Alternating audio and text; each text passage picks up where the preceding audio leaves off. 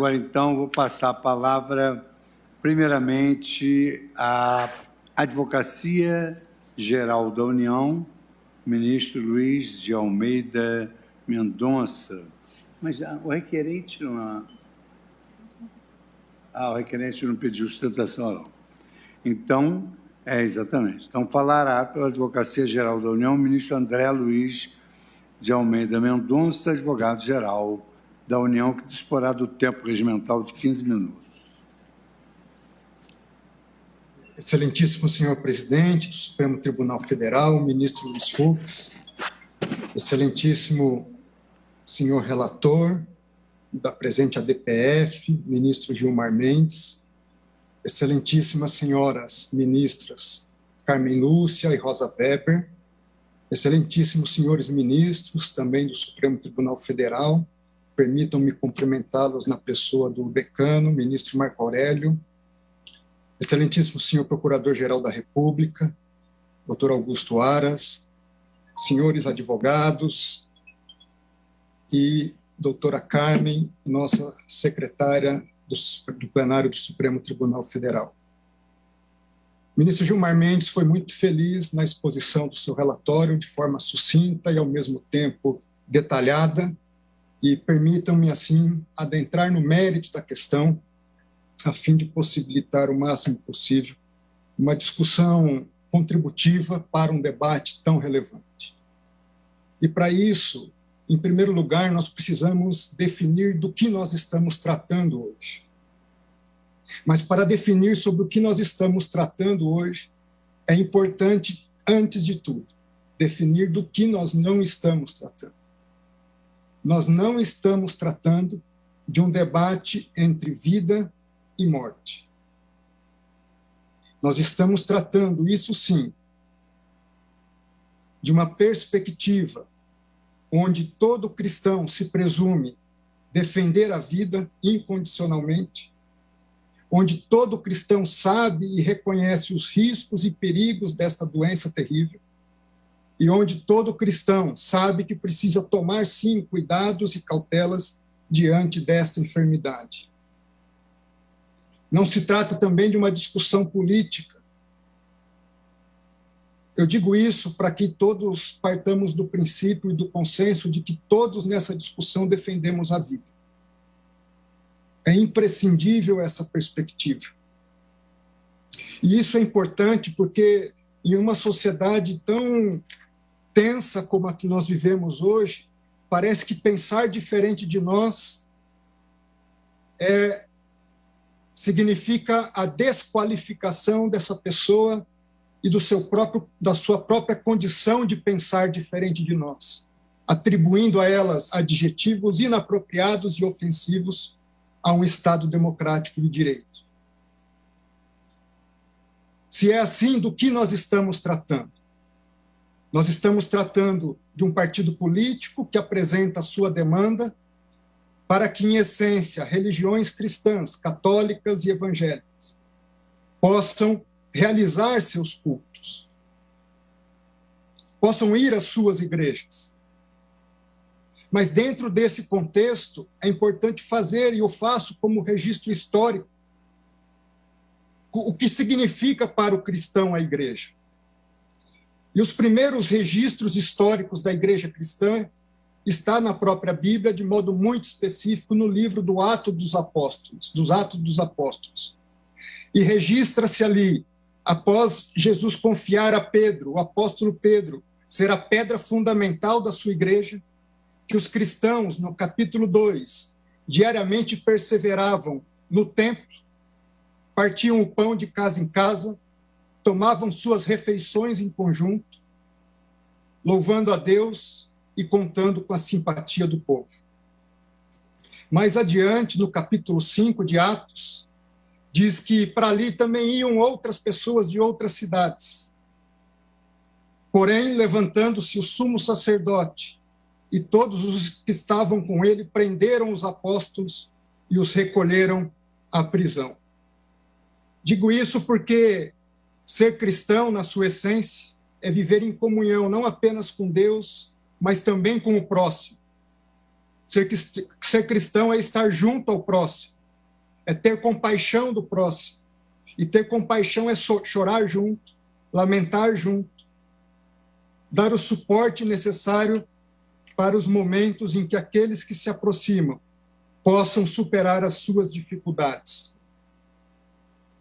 Dentro desse contexto, a comunidade cristã, ela nasce, cresce e até os dias de hoje existe, não apenas para um ato de adoração a Deus, mas para um compartilhar comunitário de vidas, de experiências, de alegrias, de tristezas, de sentimentos, de dores, de esperança e de amor. À luz do cristianismo, sem compaixão, não há culto a Deus. Sem vida em comunidade, não há cristianismo. Do contrário, nós estaríamos tratando da mera expectativa de uma reunião de pessoas para se ajuntar em determinado momento do seu dia e das suas vidas. Tanto não é isso que Jesus Cristo, conforme relata São Mateus, disse: por onde estiverem 2 ou 3 reunidos em meu nome, ali eu estarei no meio deles. Se é assim, de modo mais prático, do que é que nós estamos tratando? Nós estamos tratando da seguinte discussão: se em momentos de calamidades públicas, o que prevalece é a Constituição ou valem outras regras? Se nós podemos suprimir direitos fundamentais sem o respeito às normas previamente estabelecidas pelo poder constituinte? Se nós podemos fazê-lo independente da decretação de medidas excepcionalíssimas, como estados de defesa e de sítio? E aqui registro, não os defendo, não é o caso de medidas como essa. A verdade é que sabemos sim que o Supremo Tribunal Federal delegou aos estados o poder de estabelecer medidas restritivas às atividades da comunidade. Mas até que ponto essa delegação foi um cheque em branco? O governador e o prefeito podem fazer qualquer medida sem sequer passar pelo poder legislativo local? Não existe controle? Não se tem que respeitar proporcionalidade? Não se impedem medidas autoritárias e arbitrárias? Se autoriza a rasgar a Constituição? Se autoriza a prender um vendedor de água ambulante e espancá-lo no meio da rua? Enquanto em grandes supermercados isso é feito legitimamente? Por que o pobre não pode vender bens de primeira necessidade? Por que uma pessoa não pode praticar o esporte na sua praia e seguir para a sua casa, onde pessoas, mulheres e jovens estão sendo presas? Até que ponto? Até quando? Até quando medidas abusivas? Até quando polícias, guardas municipais agredindo cidadãos e trabalhadores, sacando suas armas, simplesmente porque estão trabalhando? Isso que foi autorizado?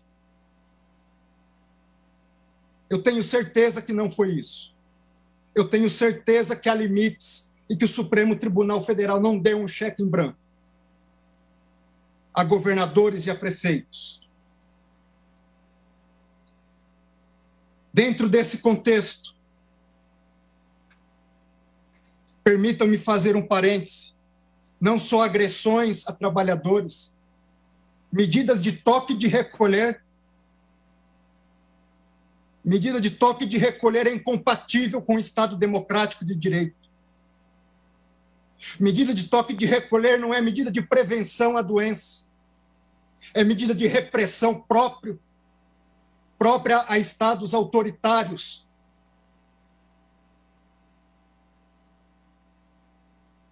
Falemos um pouco de injustiça para tentar encontrar a justiça. Tanto é injusto fechar-se templos e atividades religiosas, que a Suprema Corte dos Estados Unidos, em 2 precedentes, disse isso ser inconstitucional. um deles citado brilhantemente pelo ministro Gilmar Mendes, e o segundo que trata de medidas adotadas pelo Estado da Califórnia, onde disse a Suprema Corte dos Estados Unidos, em um dos seus votos, há 4 razões alegadas pelo Estado para proibir os atos religiosos. Em primeiro lugar, a alta interação entre pessoas. Segundo, proximidade física. Terceiro, permanência em períodos longos no mesmo local. Quarto, haver atividades de canto religioso. Diz a Suprema Corte, ninguém duvida que esses fatores podem aumentar o risco. Ninguém duvida que há um interesse público em diminuir esse risco. Essa Corte diz, não está negligenciando o sofrimento que muitos experimentam na pandemia. Porém, o Estado da Califórnia se equivocou na medida em que sugere que esses 4 fatores estão sempre presentes na atividade religiosa ou sempre ausentes em outras atividades seculares que a sua regulação permite. O Estado da Califórnia não buscou explicar por que não poderia enfrentar essas preocupações legítimas com regras mais brandas do que o banimento completo dos cultos. Em segundo lugar, vamos comparar situações fáticas similares. Como estão nossos ônibus, nossos trens, nosso transporte aéreo? Nossas secretárias do lar continuam passando 1h30, 2 horas, em ônibus, trens e metrôs superlotados para estarem nos servindo em nossos lares.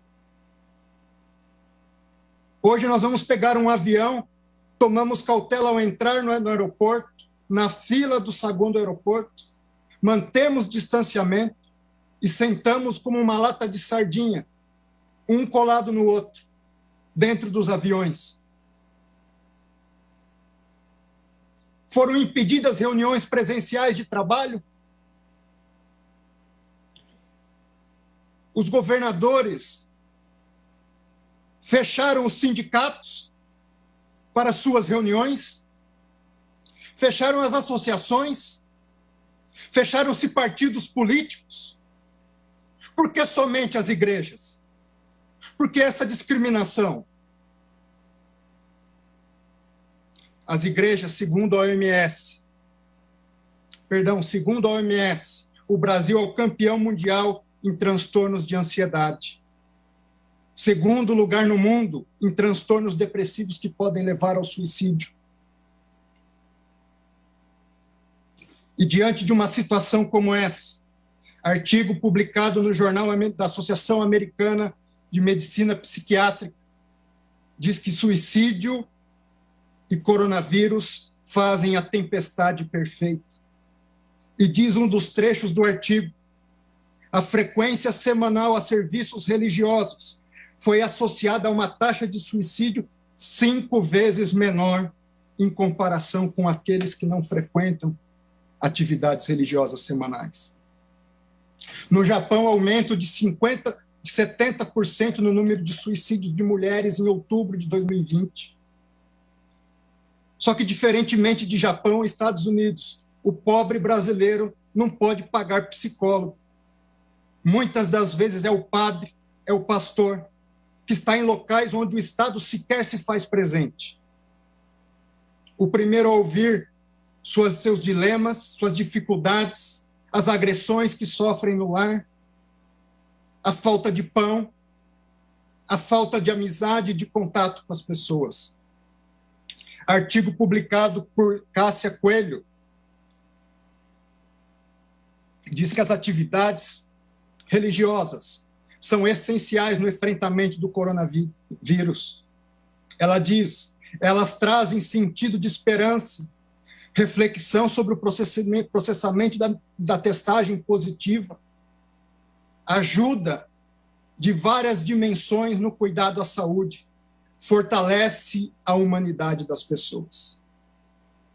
Senhores ministros, senhoras ministras, a Constituição brasileira não compactua com o fechamento absoluto e a proibição das atividades religiosas. Não compactua com a discriminação das manifestações públicas de fé. Tanto é assim que remédios excepcionalíssimos da própria Constituição não admitem sequer esse tipo de medidas que estão sendo adotadas regionalmente. Não há cristianismo, e aqui eu concluo, sem vida comunitária. Não há cristianismo sem a casa de Deus. Não há cristianismo sem o dia do Senhor. É por isso que os verdadeiros cristãos não estão dispostos jamais a matar por sua fé, mas estão sempre dispostos a morrer para garantir a liberdade de religião e de culto. Que Deus nos abençoe, tenha piedade de nós, e eu começo por mim. Muito obrigado.